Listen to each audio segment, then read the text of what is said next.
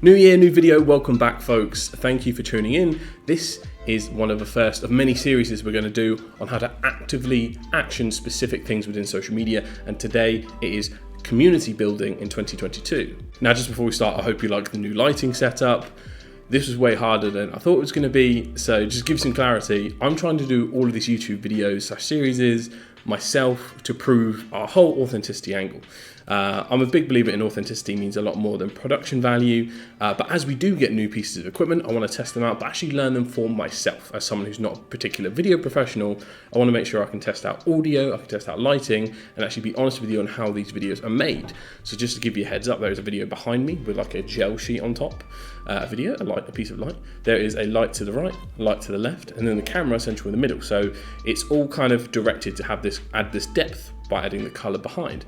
And one of my lights just turned off there because it's run out of battery. So all of this is supposed to be authentic for a good reason, because I want to make sure to show you that you can make good, informative videos without having to go overboard with crazy production value, because in 2022, there's no need for any more. So to get back on track, what does building a community mean anymore? It's become such a buzzword in marketing and social media that it can actually be hard to differentiate the actionable things you have to do to build a community. And I'm going to break that down in certain steps, and they're all going to be off the top of my head. The first of which is you have to identify the platforms you want to build a community on. Now, community building will differ drastically depending on the social media platform. This isn't something that's regularly talked about because it implies so much more effort when it comes down to the actual execution of things. But actually, the way you build communities on TikTok is so much more different to the way you build communities on YouTube/Facebook. There's so many different steps, so many different nuances to look into. So before you start any community building project, want to build a community around your brand, you need to understand what are your top 3/2 platforms you want to focus on during that year. What do you want to be best at? What do you want people to think about when they go directly to you? That's what I want you to think about. Break that bit down. We'll have future videos on how to build communities in different social platforms, because those are whole videos in themselves. All right, tip number 2 that I'm just going to give off the top of my head is that it's always about the content at first that will help you garner and build your community. There's so many different ways that platforms have changed these past few years that have made this slightly different. I'm going to take Instagram as the prime example.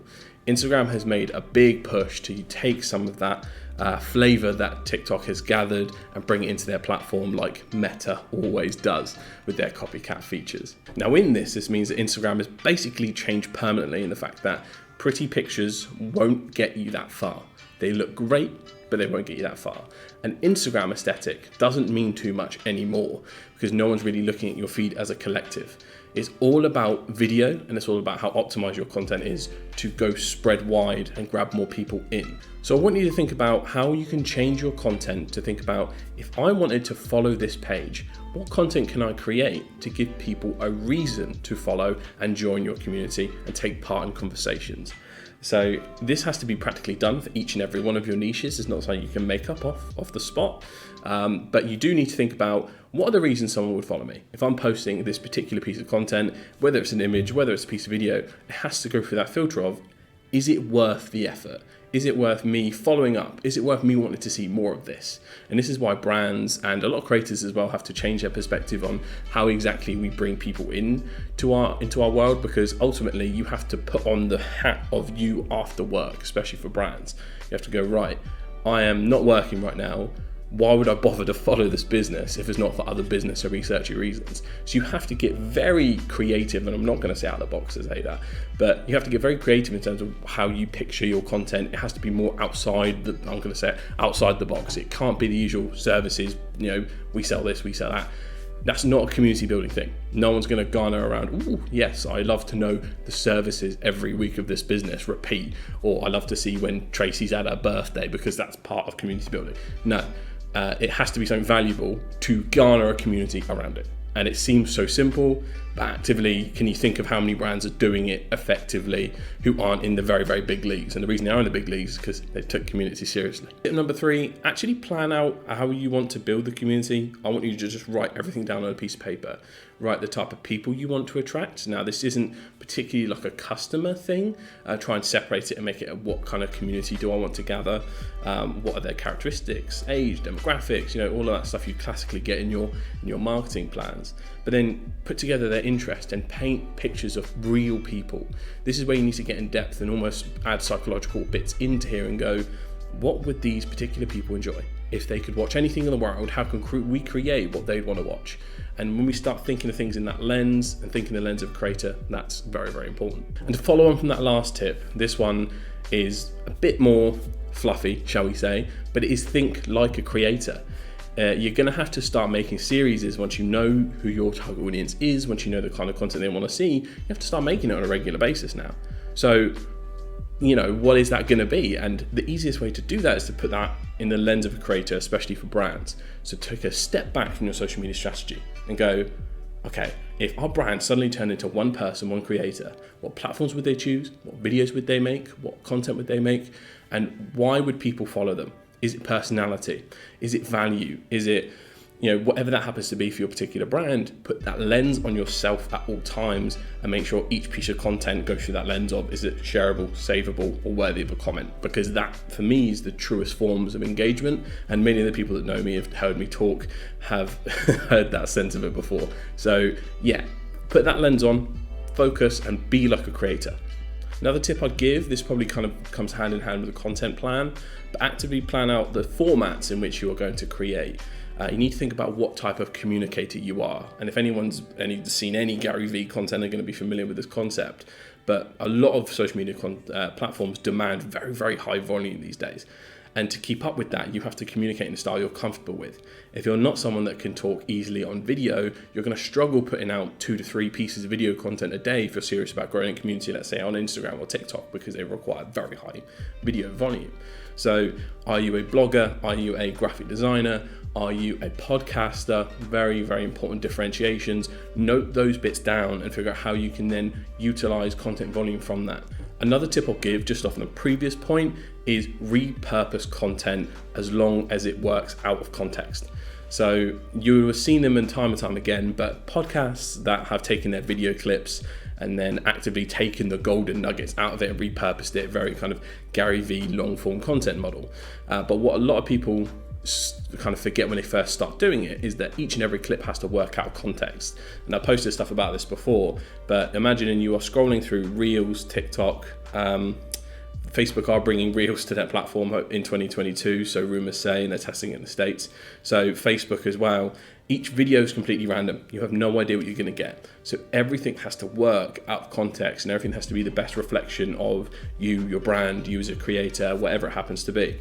So think about strategically, where are the clips coming from? Where can I repurpose stuff from? And if it's from a graphic design point of view, what particular points have I hit on in maybe previous carousels I could revisit to create more content out of and give a shout out back to that last one?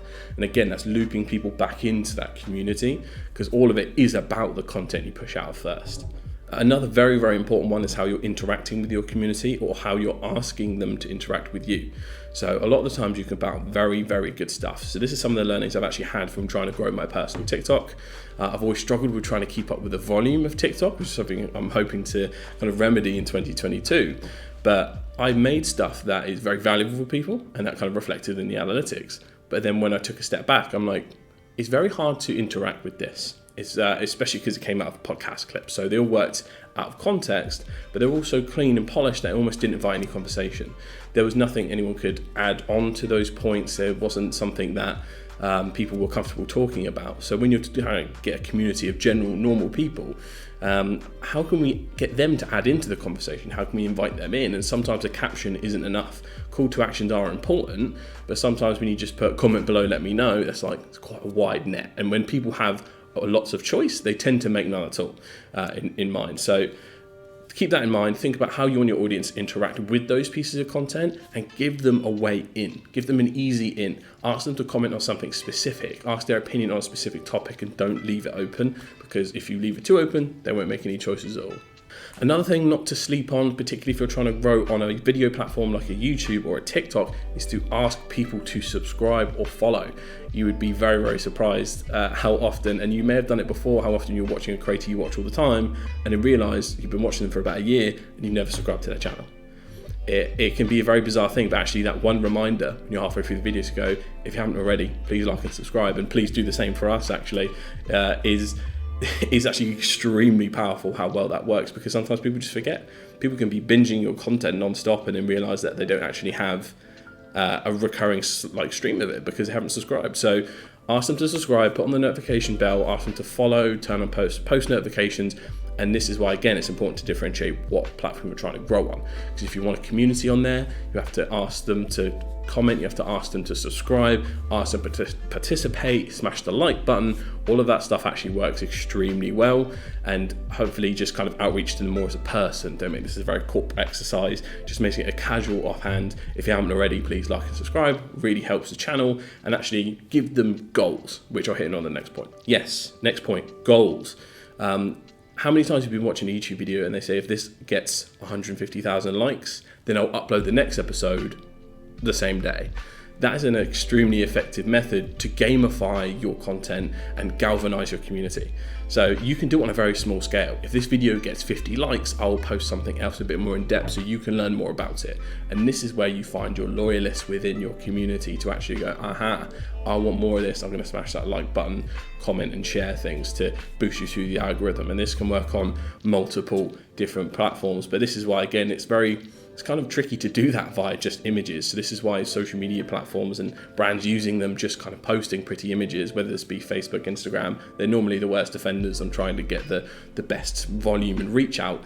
It's hard, it's bloody hard, because you can't do much with just an image unless your style is images. And there are certain brands and certain sectors that still need aesthetic images, e-commerce products and really nice feeling products that need kind of like a vibe and a story and an aesthetic. They still absolutely need that as part of their repertoire, but they also need to expand to figure out how else they can galvanize people and bring them into this community. Even if it is like a luxury clothing brand and then you start a podcast around everything luxury, sometimes it doesn't have to be directly about the product itself. You need to expand that out, but I digress. Set them goals to make sure they can jump in and actively participate in helping your community grow and helping them achieve the next step. Another thing to keep in mind is if you're actually gaining some traction with your community, do you have loyalists that want more than just what they're getting? Now, this can be a big one. You would have seen it with many creators, but they have extra steps. They have Discords, Telegrams, they have private communities, whether it be Facebook groups perhaps. They are all kind of there to give people a deeper level of interaction if they want it. It's giving people those choices to figure out who are your real loyalists. And this can actually work very well for brands as their more organic, less kind of thought through markety funnel, right? If you've got people that are just liking and subscribing, commenting, are some of those loyal commenters, could you reply back to them and say, like, this is like the third time you've commented on our video, we bloody love it, jump in the community, you'd be more than welcome there. And there can be stuff like that can outreach to them personally. That's something that's very slept on, is the amount of manual legwork you'll have to go through to gather this community at the start. It can be very tricky to do because you have to dedicate like 1 or 2 hours per platform to figure out, how am I doing this? How am I doing that? Ask these people to comment, reply back to these. But to be honest, that's a good problem to have. A lot of brands are sat there with absolutely nothing to comment back on. They are kind of outreaching and or even if they're not outreaching at all, they're just kind of posting something up and keeping up with the Jones postings, I like to call it, just to say that their channels are active. So if you are on that level and you're growing a community, keep at it. See if you can dedicate someone's time within your team to actively really participate more in that community, galvanize them in the content and in the comments as well.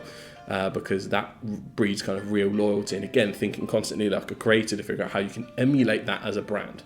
Also, another big thing with gaining a community now, especially if you have a target audience that is millennial or younger, authenticity, buzzword of the year, it is absolutely imperative. So let them know the little things that are going on behind the scenes. Now, you could think this is kind of superfluous and doesn't mean anything, but actually when you start getting those comments and those interactions, people knowing that you're arranging your lighting differently, or people knowing that you're testing out different styles, or people knowing that, it was someone's birthday, or so there was a delay because of this thing, that openness and that honesty is something everyone's become very accustomed to in their creators, but not so much from their brands.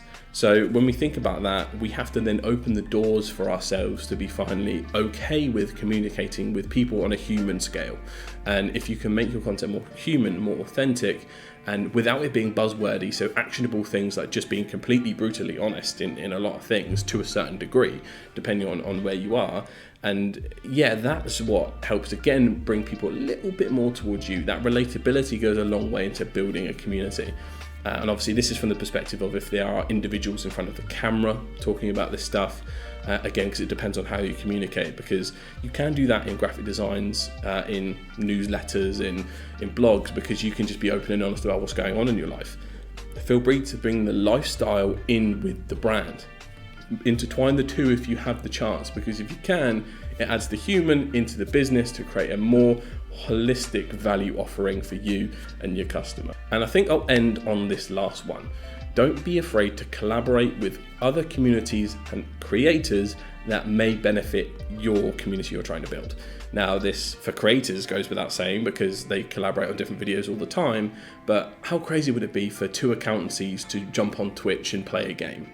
How crazy would it be for an Instagram live between two property developers to talk about property in a certain area, which they definitely already do. Things like that, and actually using your competition as collaboration from this point on particular social platforms will actually benefit your businesses massively, because then you can attract the kind of customers you both want. And yes, there are certain industries that still have direct competitors, but I'm of the big belief that there's no such thing as contest and competitors. Now there are just people to collaborate with, and anyone who's actually garnered a good community already, you want to make it a priority and write down on your community building list exactly what you want to do to collaborate with them and get that scheduled in, get it in the books. This is why things like podcasts are so amazing, because then you can just actively schedule that guest in to come in and bring their audience with them. And there are tools on different social platforms to make that happen. So TikTok now has a tagging feature, works more effectively, that lists people on the bottom of the video, so you can actually see if someone's made a good point in the video, you get to see who exactly that is. Obviously there is co-posting on Instagram now, so that makes that far easier, and you guys can share each other's audiences. And this is why I say not to worry too much about feed aesthetic on Instagram anymore, because quite frankly I'd rather take the views and the exposure to a community that can mean something to me, rather than keeping it a pretty feed, because let's be real, the age is done and dusted on Instagram. But those were just a few kind of top level thoughts on how you can build community, how you can really round out who you are as a brand, flushed out into multiple different ways. Obviously, we touched on lots of different things within the video, and they'll all be kind of time stamped down in the YouTube channel. So let me know if there's a particular area that you want me to cover more often. Would it be community building on Instagram or different platforms, or would it be kind of video tactics for people to expand and actually get a bit better at that? Let me know what you want to see from what we've talked about today in the comments down below. Make sure to like and subscribe. It really does help the channel, because I'm making a big push this year to actively really get more people to follow this channel so I can give as much value as humanly possible. And I'll see who I can collaborate with and actually follow all my own advice, because how many of us are just sat there never following our own advice, because trust me, is this guy right here. So if you like the video, let me know. And as always, thank you for watching, and I'll catch you later. Peace.